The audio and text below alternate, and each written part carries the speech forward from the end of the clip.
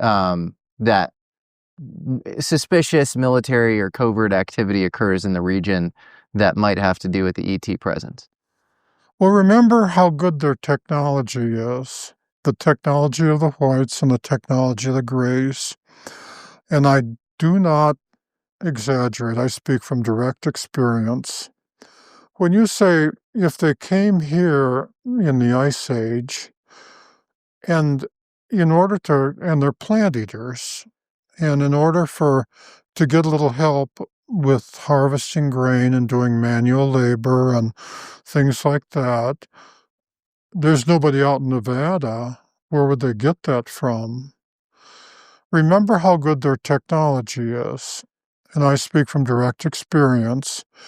If they wanted to use the scout craft, which is, the tall white scout craft or the gray scout craft, both of which I've personally seen, and in the time I've been talking, if they wanted to, say, lift off from the backyard and go to the moon and circumnavigate the moon to check up on what's going on the far side of the moon and return and land in the backyard right here, they would have already done so.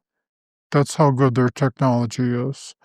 One of the things I personally watched them do from a distance, because if you get too close, the fields will burn you like a microwave, but like from a distance of, say, like 2.5, 3 miles, was to go onto the scout craft and sit down in the seats, no seat belts or anything, just chairs like this, and power up the, not the outer coils, but just the bottom and control coils, and lift off until they were floating perhaps as far off the desert or above the sagebrush as the height the camera is, and then take a few seconds, like 30 seconds, to power up completely the outer coils.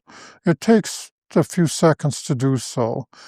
When they do so, before they do so, the craft looks the way you're expecting. If you saw a helicopter out there, you'd see the actual metal of the helicopter.